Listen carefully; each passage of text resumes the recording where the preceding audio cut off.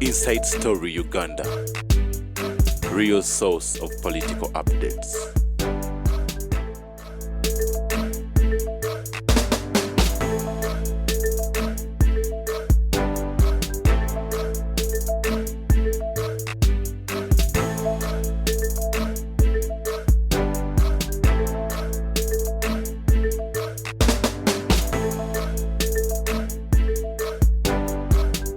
Nimzamene yangamba ye abera mulamu serivisi tabana mutawana bizibu ya abera mulamu tali nkata gemanya program sharp talk no Tamale Mirundi mutabani wo mugenzi Yohana Mirundi omukyala mamoni namatu mama nkola musako mama ne yanzizo bakabona bompereza iranga nsima ne sara zo tusabira nyongera zo bikuba tusabira mungu angero kubanga atukuma tuwobulamu no kumanya no kutegeera yangambye abo basaga sobolo kubanga tuwereze gwanga nenga muna Uganda ko benawo nyongera kubanga kusaba tukumire ku TV bijjo genda kwatuwetera ebinyuma eranga ngenda kwa tutumira ku nsonga wogera kwa president yayogeddeko banji bakubyemu bituli banji bagamba nje badatu kudalira banji badde bagamba nti biri awo wamuna okubanga ebisomo by'eggwanga bikyali matankane eranga wekyaputwa bagamba bati bulungi uli minister Vana agamba amasomero buli alina obuzibu ennanga wasomero tunda ko olinawo osobola okuba nti onesomero talina nsimbi awo tulinga omwana w'omugava yagala kuba tenda ku ssomero minister agamba nti ebyokusoma mugira abagala bail out tewali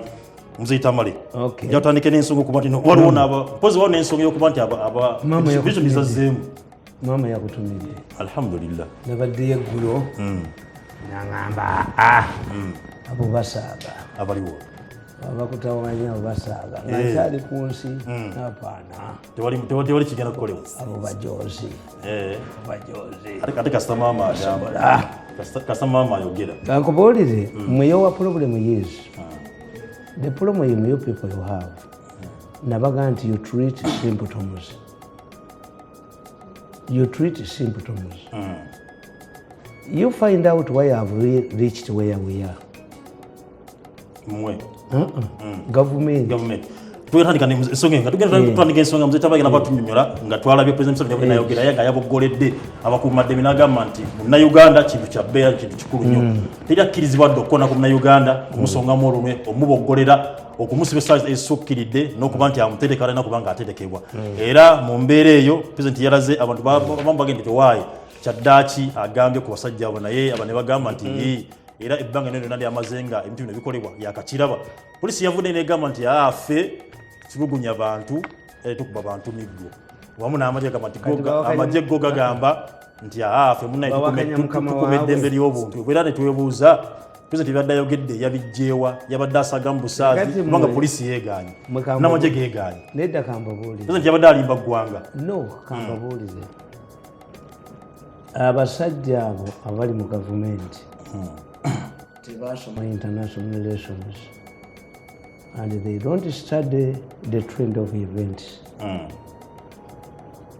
Kakati ensi tebamanyi bwetambula. At every time ensi ebeera n'agenda yaayo. Buli president wa America ajja ne kyayita agenda ye. Biden mukita kusoosowaza. Biden yasoosowaza human rights. This is why Batuna ne babala nabaga nti nze bwe nali nsoma international relations I specialized in UN activities. UN yakisanga at 60 ng'erina okubeera ng'ensi egimanyi how does an ordinary peasant in my village in Kalagala understand that UN is relevant to him or her. Ne bateekawo the international criminal court ICC is role kukwata ku bakiwagi bakitweguba nti once the local tribunal fails to handle you then you are referred to ICC. Nti sovereignty tukiyita sovereignty ti obwetwaze bw'eggwanga bwavaawo ensi zaakoma okugamba ti obwetwale bwazo tuli independent, don't interfere in what domestic issues that has gone. Two, these are crimes against humanity. It's the crimes against humanity. Tebakimanyi abuberi tumwine bakuyise mu parliament uganya ogenda kubanga bwe tumwine n'abalala mwenna abakola ebintu bino mwalowooza nti as long as you are in power in Uganda you can yes previously domestic law prevails over international law. Yes. Previously. Nti UN esobola okugamba nti tukwetaaga nti eggwanga gundi likwetaaga kuba extradition timulina okubeera ne gundi borders zaavaawo. This is a global village, and the chairman of that global village is the president of the United States of America. I wonder bajina abo baani nebunye nti babimanyi amuzeta babimanyi ne anti tebabimanyi today the president is not addressing his domestic population. The president is responding to an international demand. Mzee Tamale, president yabadde ayogera wano nga atubuye olunaku olw'omukaaga. Yes. Yabadde alina gwaddamu so sifa bali wa Mr. Museveni, you are part of the international community. You have obligations of observing human rights. These are state institutions. Then Museveni responds, this is not my policy. But it's done under whose government? Kati balina okufacing ebintu ebi. Disciplinary measures here or they will go to ICC. Mzee Tamale, kyogeza okulaga nti President Museveni yabadde ayogera yabadde yeyambula munanyizibwa. Si bibye. President Moi bamugamba nabagamba wano nti a woman like Kalolo Okulutu, a senior minister, to be an advisor tekikola except if this one is a welfare thing over a political tag. I will share by the Almighty God. I will advise the president and I support the constitution, so help me God. If you have failed to advise the president as a minister at close range, will you advise the president as an advisor at a peripheral role? Kakati this is an international demand. Who are killing people? Who Museveni is saying is exonerating himself. Ekitegeeza Bobi Wine yabadde mutuufu ogamba nti President Museveni bweko okwera binene yabadde ka pressure kuva mu bannansi ne international. No, si bannansi. President oyo ebintu ebisinga obungi obijja wa mu mawulire tebibeeramu. Ebintu obijja mu intelligence is infiltrated.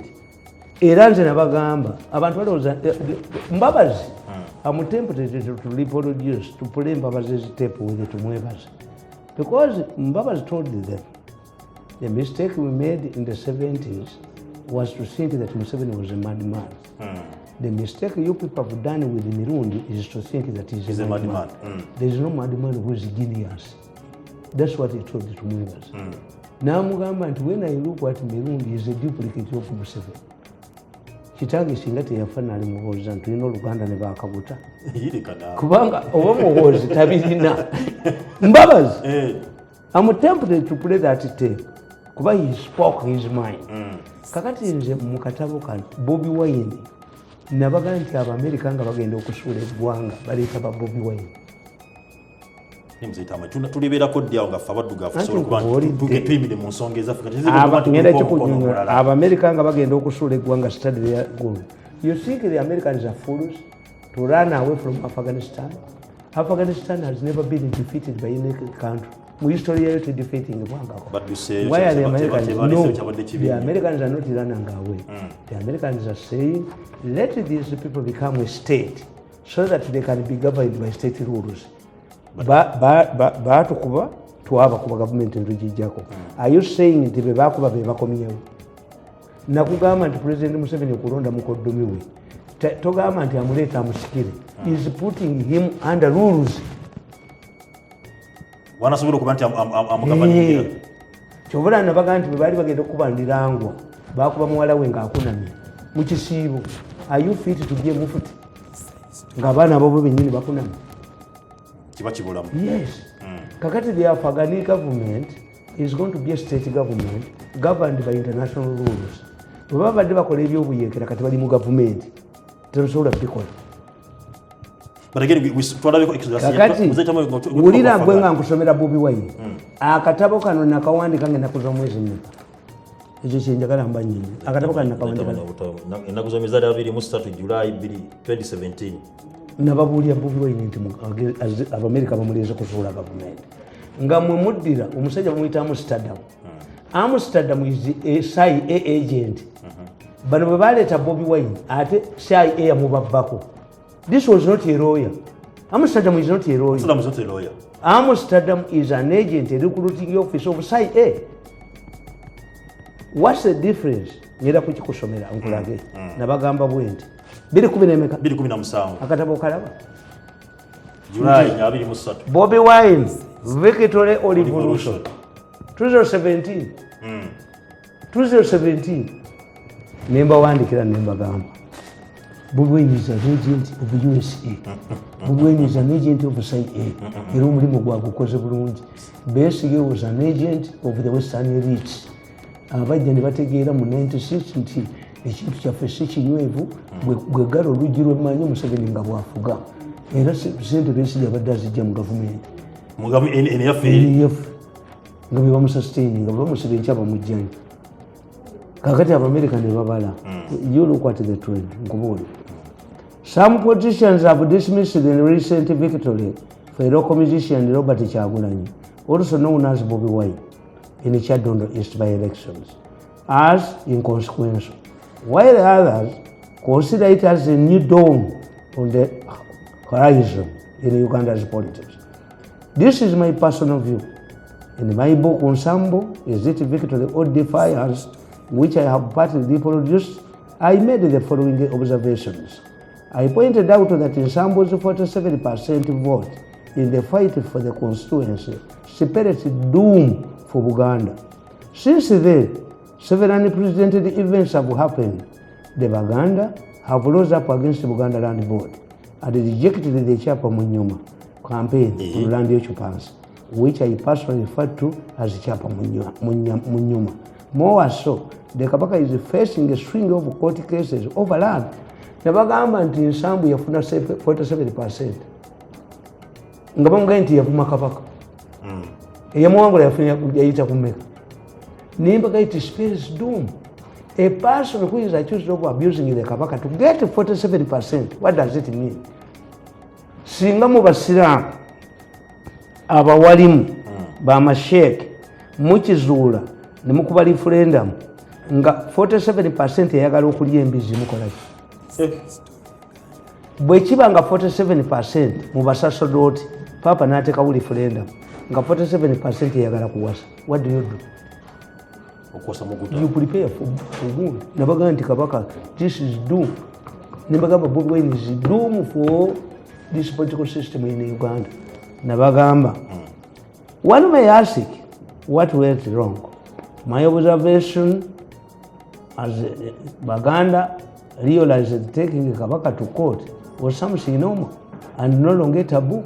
Likewise, Bobi Wine's victory will have far-reaching consequences because of the following. Kasita Ensemble yafuna 47% mu Uganda nga yavuma Kabaka. Kyali kitegeeza nti Abaganda ebyokuvuma Kabaka tebakyabeerawo mu ng'ensonga tabu.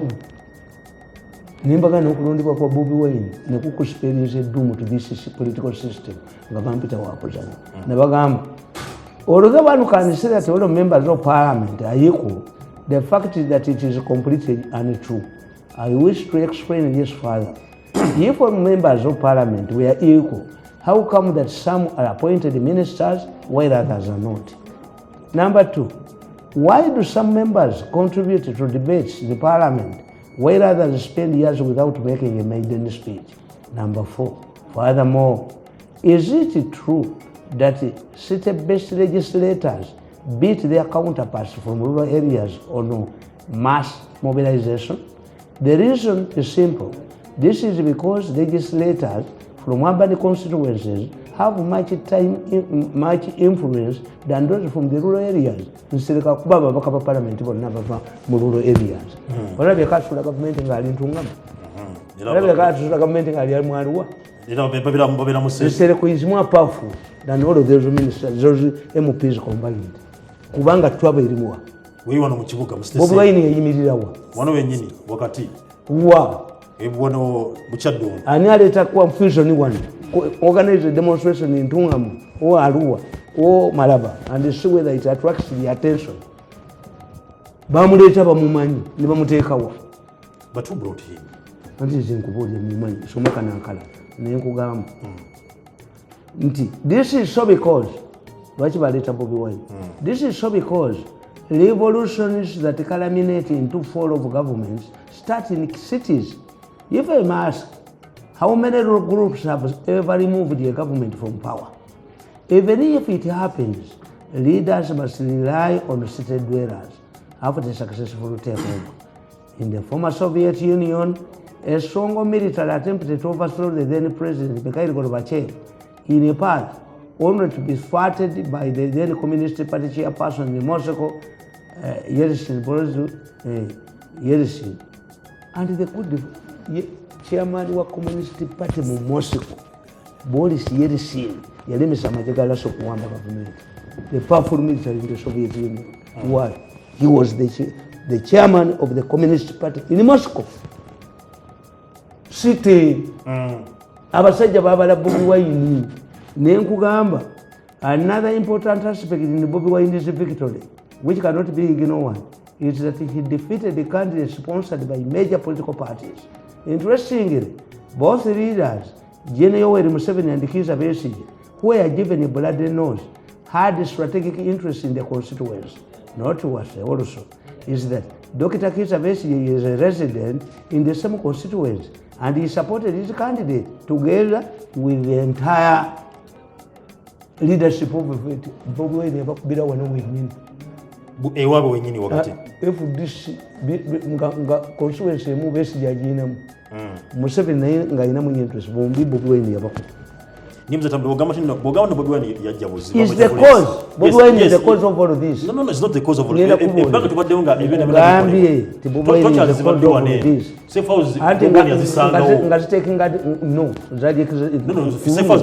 Bobi Wine yakola strategy gye mutategeera yabaga nti ze bamulisa. His role not take a power. Yamulisa bye yasangawo. Not bye yateekawo. Linda gwe nkusomere kigweyo nkugamba. On the other hand, the ruling party NRM suffered a huge embarrassment when one of their founder members and war heroine, Madame Gertrude Njuba, broke the party rules and supported Bobi Wine. Thirdly, besides offering proxy support, no opposition party openly supported Bobi Wine, as was the case of Nsambu.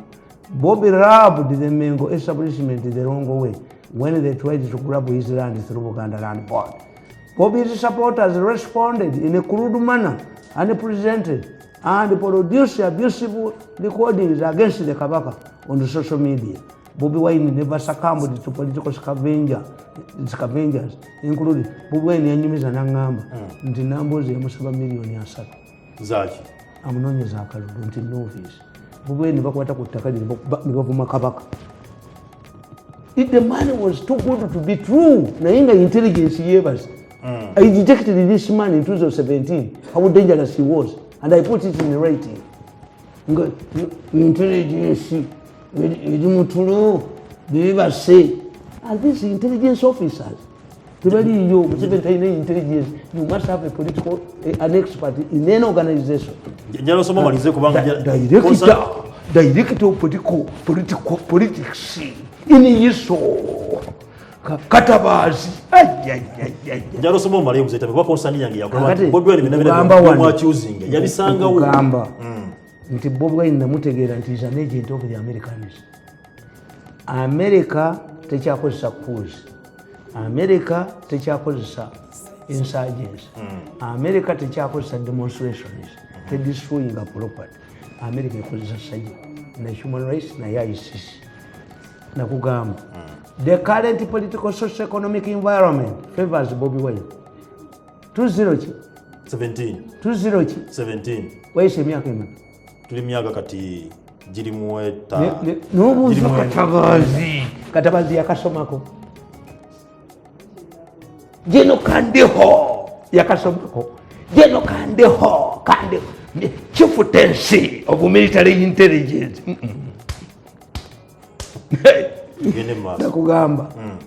As the news of Bobi Wine victory hit airwaves on election day, I told my children that Uganda had entered a new phase in its political development. My children predicted that Bobby would be bought off, in inverted commas, the way other opposition leaders have been bought. I labored to explain that what was odd was not Bobby Wine's victory, but the fact that a musician could win with such a margin. Let me do some explanation. Abana bange bangati daddy bubwini bagenda mugulanga abalala. Ono muyimbi ono gasiyono ntiye.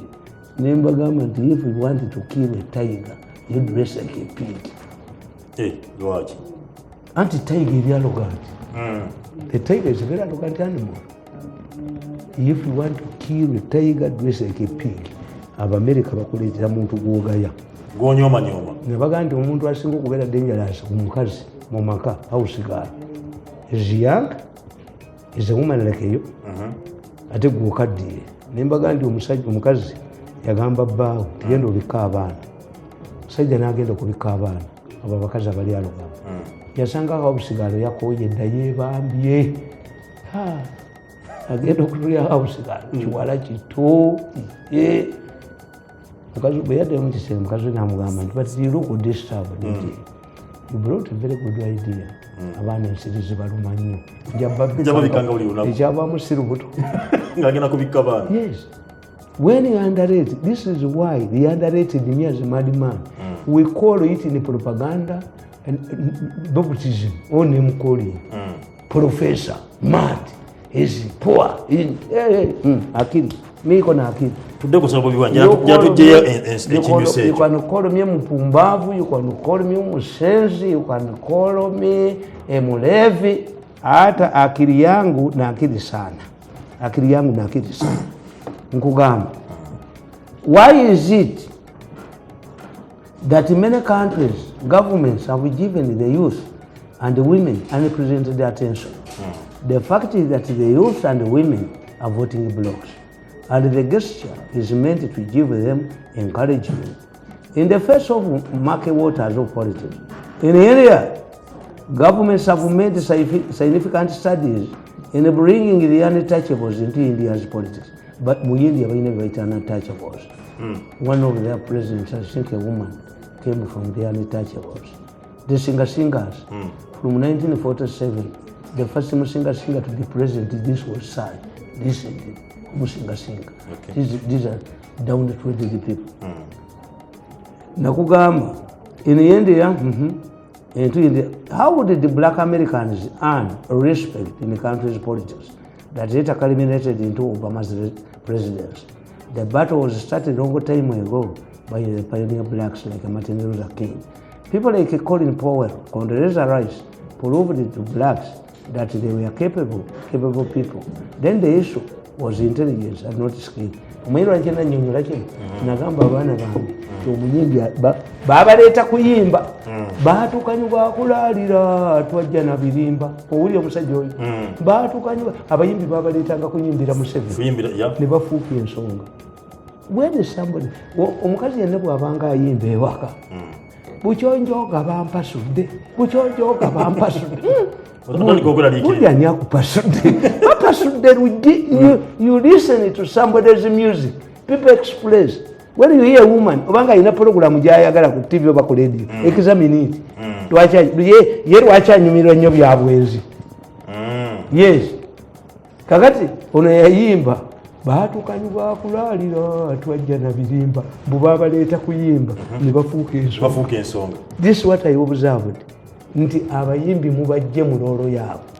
This is how Indians brought the singers were in the army.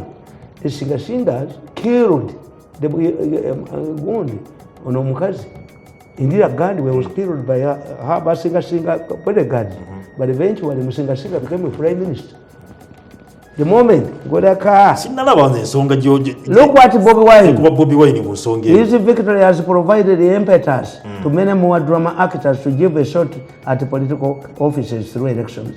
Now we didn't focus as a East African community. Ate bajja mutwala okujerega kataga obachi wafuna chita chinene ne kusasira kusasira mbwagenda mu East African anti nkugambi look what Bobby Wine his victory has provided impetus to many more drama actors to give a shot at political offices through elections, like the blacks, like the untouchables in India, like the singers in India, musicians, bameka bayimirirawo mayinjali esimbiyewo ne bamugula. Tata wange Lutaya tali mu parliament ono yakuba Miriam mukuba nekipulitiki nga dimwalonda 2020 nga kibagambye 2017. You joke with this akili nenkugamba political scientists argue that music plays a very crucial role in politics. It is a mobilization tool, and it was reported that in medieval ages music played a vital role in enforcing reforms. Okitege muyimbi omwerete baba kunyuga kulalira twafuga ensonga kati mzee Tamale okusinira ku speech ya president yayogedde ku security Bobi Wine atabeera atyanga yaleta esazo byosoma nti Bobi Wine ebyo naye yabibale talina bye yaleeta ode yabisangawo yavaayo kuba nti abyogerako tebamwetegekera atabeera atya nti ensonga yabiita byonna byonna Bobi Wine yayinza okutulugunya kuba bannamawulire okutulugunya bannamawulire yaleetawo safe houses yaleetawo polisi okuba nti ekuba abantu n'okuba nti battibwa. Bobi Wine afiitinga bulungi nnyo mugundi Bobi Wine afiitinga bulungi nnyo mu gundi y'abakulembeze Amerika beegozesa. Soke tujje ku Amerika. Amerika yaleeta Bobi Wine. No, mzee Tamale soke tujje ku Amerika. Tukize ku byaffe speech Museveni gyayogedde. Eyokuba twogera ku ddembe ly'abantu batulugunya. Museveni is talking about human rights violations. Who has been violating the human rights in Uganda? It started, it took center stage in the election. Mzee Tamale tudde ku bunembe bw'abeesikiza Besigye. Bakubanga babodaboda bali bamuwagira emiggo. Basibanga abaana. Kuba bagira bikiza Besigye. Bobi Wine yali waali. Nga bana America tebannafuna muntu. That's what you have failed to understand. President yabayo kwogera ku nsonga nga botali kukiza Besigye. You have failed to understand one thing. What I'm telling you, that all of these things were happening. But this time around, the Americans wanted to provoke government into battle to fit in their line where they use human rights to force governments out.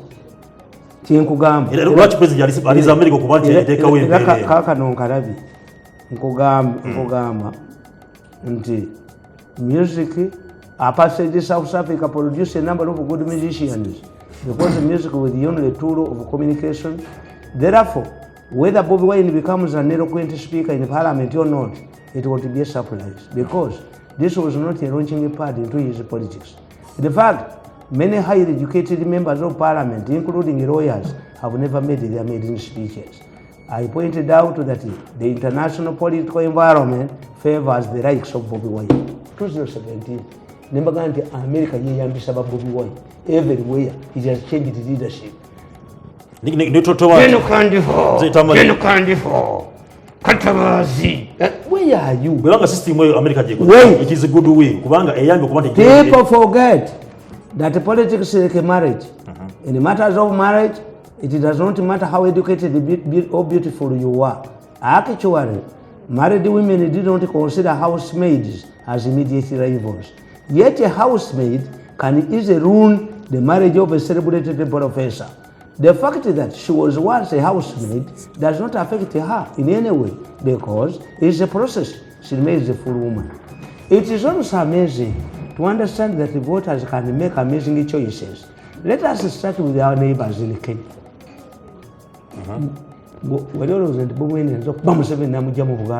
And into which the party can with all the financial resources.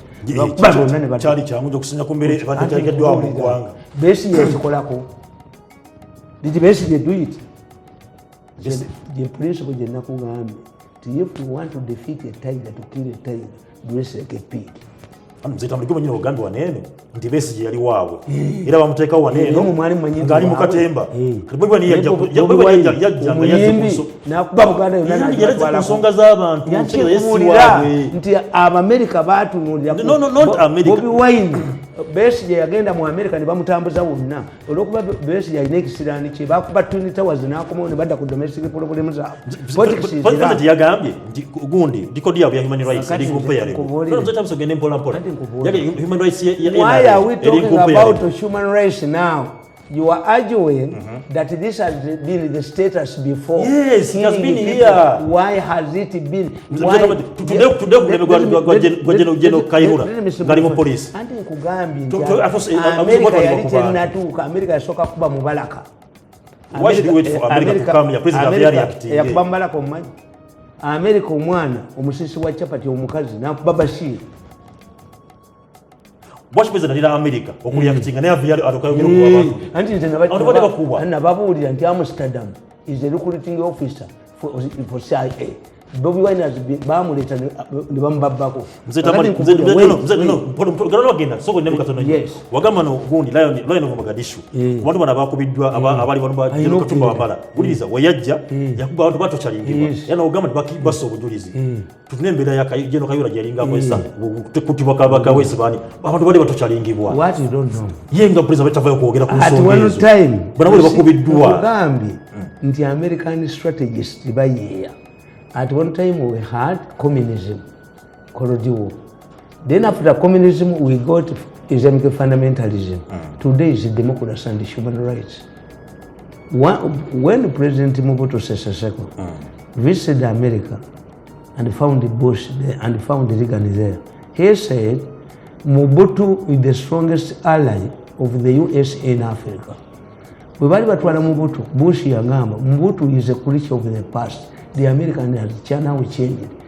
That the previous supported dictator because if you remove that dictator, it will usher in a communist supporter, Soviet Union yakutwalawo. Kati bachikusa. Naye nkuga nti Papa gwolaba tubayita ba just priests. Just priests baatula mu Latin America.